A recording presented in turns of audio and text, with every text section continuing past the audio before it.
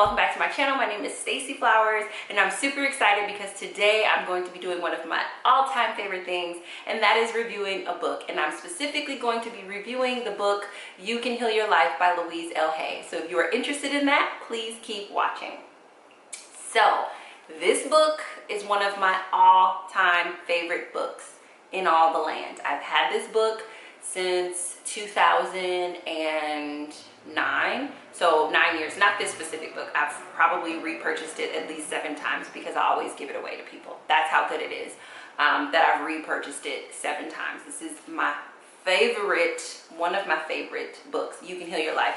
And I specifically wanted to review this book because last month I did so much emotional work and you guys have responded so well to that, and I've gotten several questions about, you know, how I came up with the process, how do I know how to do this, where does this work, you know, where is this certified, etc.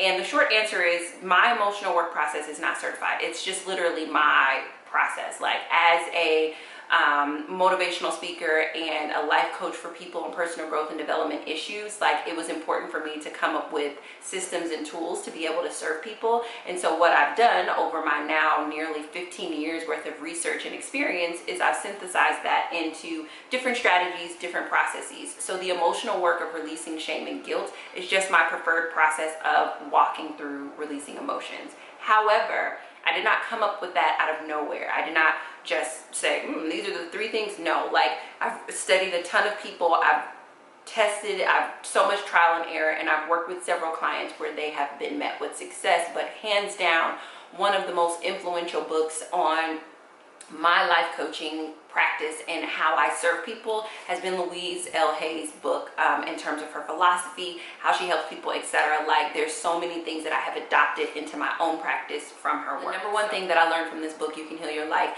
and it's not something that she said directly, but it's just something that I gathered over reading it over and over and over again, and that is every thought matters, as in manifests. And what I mean by that is that every single thought that you have actually matters. It turns into matter. It turns into something.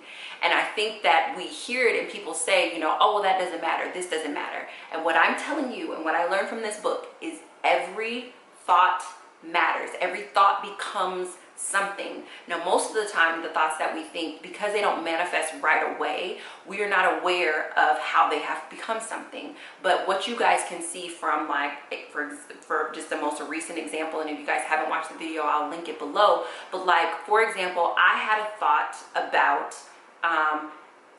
a savings, right? I had a thought that said, if I save, I will be like my foster family. If I don't save, I will be like my real family. I had a thought. I kept thinking that thought. That thought turned into a belief. And slowly but surely, that thought began to manifest in my savings account, or lack thereof. So that's what I mean when I say this book taught me that what you think matters. It matters to the point where it manifests, because the thought that if I save, I'm like my foster family, and if I spend, I'm like my real family, should not turn into anything except for the fact that it does. It turns into piss poor habits. Those piss poor habits turns into me never being able to have a savings account. So when I read that, and I mean, again, she doesn't state that phrase specifically. That's probably just like a quote of mine. I don't know if other people say it, but I was blown away that, like, if I wanted to change the matter in my life, then I needed to change my thought. If I wanted to change what I was manifesting,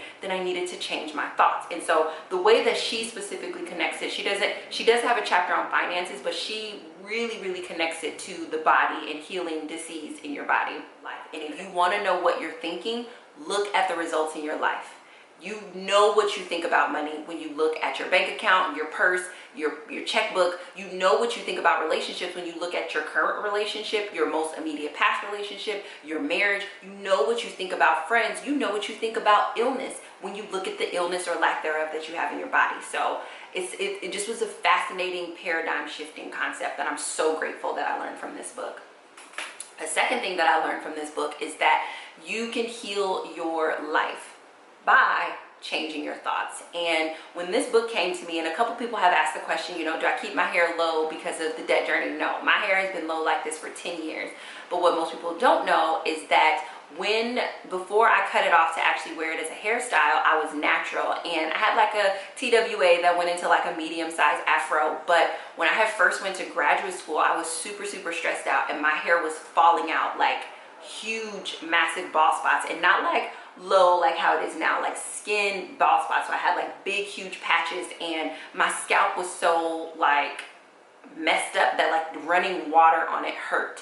And so I finally went to a dermatologist, and when I went to the dermatologist, and I literally, so this was actually 11 years ago because I was 23 when I went to the dermatologist, and he was just like, you must be in an incredible amount of pain, like what's happening to your scalp, like, you know. So he goes over his whole thing, and he basically tells me, he's like, if you don't change your life, you're going to be bald by the time you're 24, and your hair will never grow back, because what's happening is you have so much stress in your life that your pores, the tension in your scalp is closing your pores so tightly that it's cutting off the hair from the shaft and sealing it up to where hair can't grow out of it. So he was explaining the technical side of things, and so I just remember being like, oh my gosh, like I'm never gonna have any hair. And not like, I love the way my hair is now, but I'm talking about like skin, like milk dud Michael Jordan bald. And I just remember being like, oh my God, I'm not gonna have any hair. So then I set about trying to change my life, and as I set about trying to change my life, I started to read things. I tried, you know, I moved, I did a bunch of different things, and I was sitting in a coffee shop one day, and somebody had recommended this book.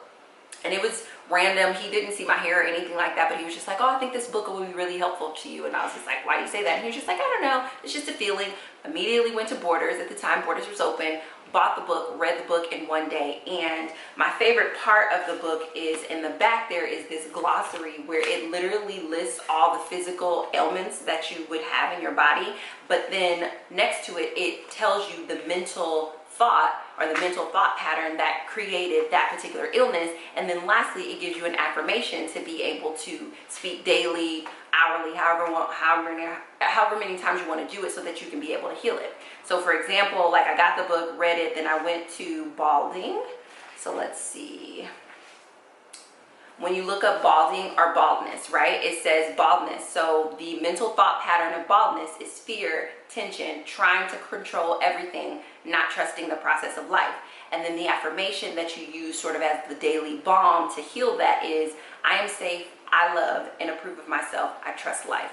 And I know this sounds like super woo-woo, and it just sounds like, okay, I can change my thoughts and it's going to change my life. And I get that it doesn't sound like it works, but I dare you to try me. I dare you to try it for 30 days. Just pick an illness or a result in your life that you don't like, look it up in her glossary, and find the mental pattern that created it. Because that's important to know, the mental pattern, right? It's important to know that fear, I'm trying to control everything, because she said it from a metaphysical perspective. My dermatologist said it from a medical perspective. When he's all like, because this is what he said, he was like, I can give you a steroid to stop the issues that you're having, and I can give you some cream to sort of like heal it, but if you don't change your life, you're going to go bald. What he was essentially saying is like, hey, you are trying to control everything, and it's causing so much tension that you're cutting the hair shaft off. Like it was just a phenomenal experience. So whether someone's telling you medically that you need to change, or you're hearing metaphysically that you need to change, I love her book for offering a glossary specifically for illnesses in the body,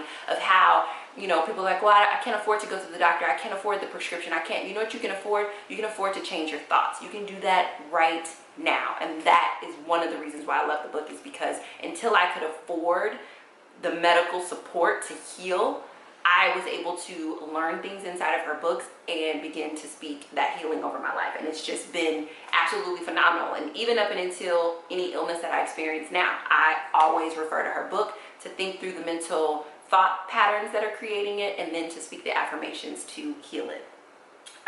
The third thing that I learned from her book, and this is something that you see in my emotional work process, is being willing to release the need for blank thing, activity, emotion, feeling, thought, whatever, that is producing negative results in my life. And so she has a whole chapter where she talks about how, you know, everything that's in your life, regardless if it's good or bad, at the point once you become an adult, you are responsible for.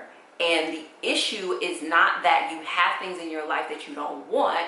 The issue is that you don't want the results, but some way they are serving you, right? Like, and so when you guys saw me releasing shame, guilt, and resentment, like off the cuff, nobody's gonna be like, oh yeah, guilt is serving me. Oh yeah, resentment is serving me. But the truth is, shame was serving me, right? Like, I thought I was a bad person. And so even though I have this vision and this purpose and this passion to be big and inspire people all around the world to be able to create real happiness, like that's my vision. That's what I want to do with my life.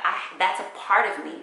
But there's this other part of me that thinks I'm a bad person. And the way that shame served me is shame kept me small. So I let shame live in my life, live in my mind, live in my heart, live in my body, because even though I had this audacious vision, I needed something to keep me small, because I was educating myself to get big. I was, I'm showing up, I'm doing the work, like I'm doing all these things to get big. And the thing that overrode all the things that I was doing to get big was shame. So long as I had shame, I had no worries about whether or not I would get too big, because I knew shame would always bring me back down to being small. And it's the same thing for you. If there is something that you want in your life and you're looking at the result and you're like, okay, why do I have this result? You have to figure out how it serves you. A really easy example, like people who don't want to forgive.